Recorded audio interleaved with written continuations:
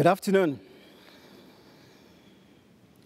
I'm going to be talking to us today about racial disparity in pediatric health outcomes with the subtitle, "The Time to Act is Now." But before I do that, I would like to introduce you to these two angelic faces. We have Jamal and John. They're both 5, 7-year-old. And I would like to take you on a journey that catalogs their contact with the healthcare system as we know it.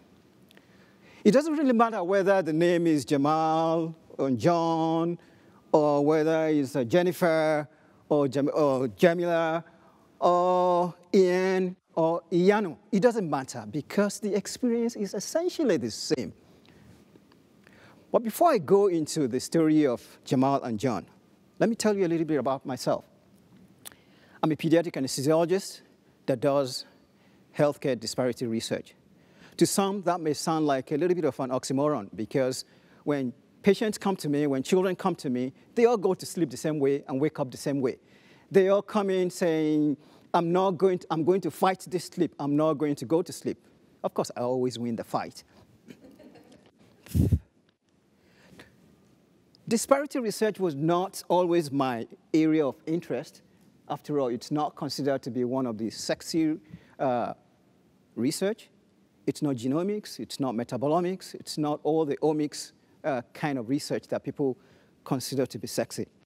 This was a momentous day in my research career or my academic career.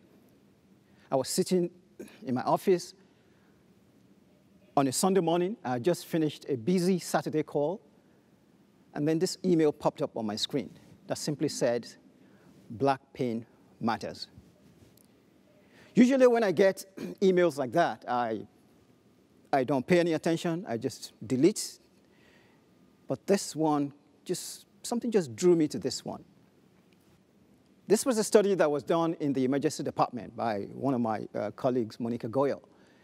And essentially what the investigators looked at was racial disparities in pain management of children presenting with appendicitis. For those who may not be familiar with that, that is one of the most common reasons why children present to the emergency department, and it's also a very painful process. What Monica and her group found was quite disturbing. And what they found was that when children presenting with acute pain in their belly, when they showed up in the emergency department, a child that looks like Jamal is 3 times less likely to be given any pain medication if they are complaining of moderate pain. Contrast that to a child that looks like John. He is almost 2 to 3 times more likely to be given powerful pain medication for what the nurses documented as moderate pain. But that didn't get attention too much because, after all, moderate pain is a little bit subjective. It could be neither here nor there. It's this next figure that got my attention and that got me recruited as a disparity researcher. Because what they found was that, or when children that look like Jamal present to the emergency department with severe pain that the nurses have documented, they were only giving powerful pain medication, which is what is recommended for treating this kind of pain, 25% of the time. Almost, again, half the number of times that a child that looks like John is going to be treated for severe pain. So I sat for a very long time after reading this paper, and I said, no, this can't be true. The hospital environment is a sanctuary. This is where people run to when they are in trouble. So it shouldn't matter what look they're wearing on their faces when they get to us. As it turns out, at that particular moment, we had just completed another study that is trying to answer a totally different set of questions. And then I called my research team and said, oh, why don't we do a similar study for children who are just recovering from surgery? In other words, we caused their pain because they didn't come in with pain to us. They're recovering from surgery. So let's see if the way we manage those children will mirror what was observed in the emergency department.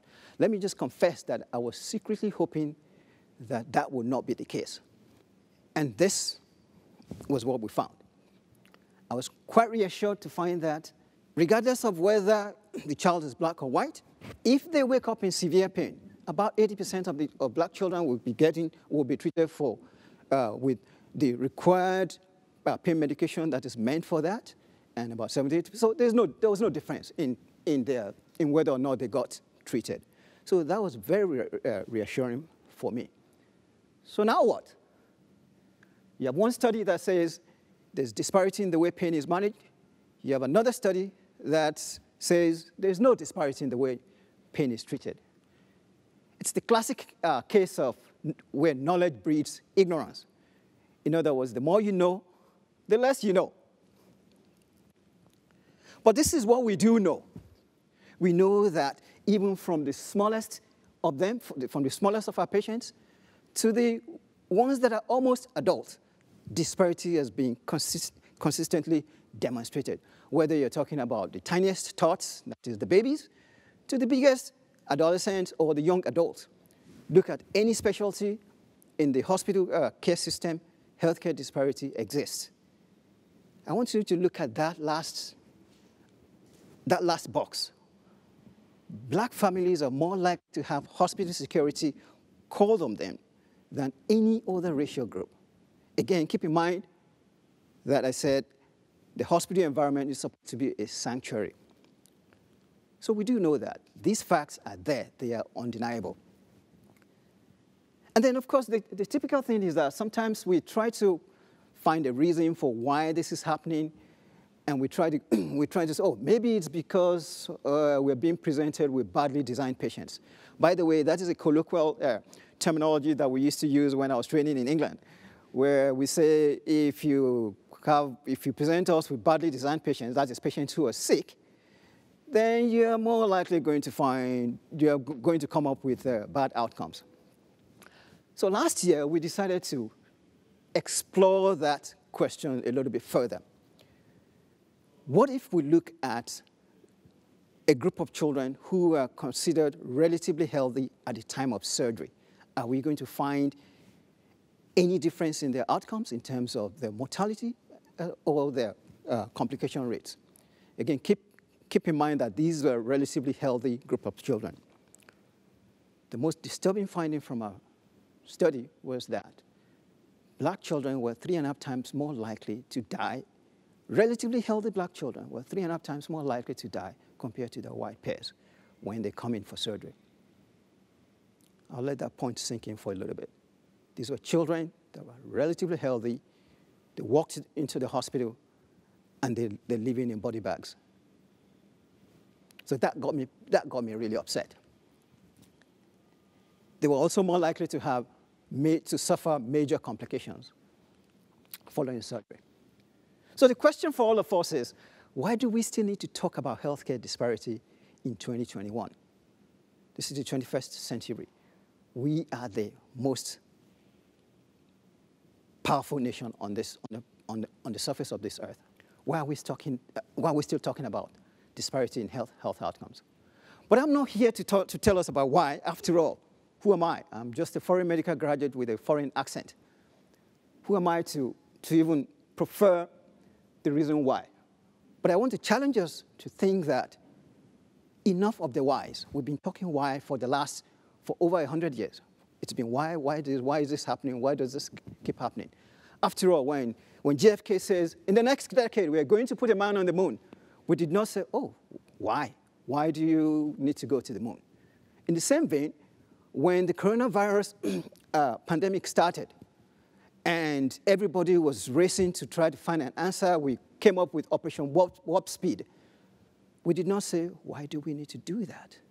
Oh, by the way, the mortality pattern or the death rate pattern that we are seeing with the coronavirus pandemic is the exact mirror of what was observed during the Spanish flu pandemic in 1918. So 100 years ago, the more things change, the more they remain the same. So I would challenge us to think that we are all wide out. It's enough of the whys. We need to start thinking, what are we going to do about it? Because that, to me, is where the money is. And I want to challenge us to think that for the next 100 years, we're not even going to be looking at the why anymore. We're going to start looking for solutions. And I'm going to leave us with this timeless word from Martin Luther King Jr., where he says, of all the forms of inequality, injustice in the health system is the most shocking and the most inhuman. If that phrase makes you feel uncomfortable, if it makes you feel a little bit squeamish, I want you to stay there. I want you to embrace that feeling. But it's not just enough to embrace the story unless we do something about it, because all this story of Jamal and John will be wasted if we don't all come up with actionable solutions to try to make the contacts of these two angelic faces with the healthcare industry not just equal, because we know that equality in outcome is impossible, but equitable. Thank you very much.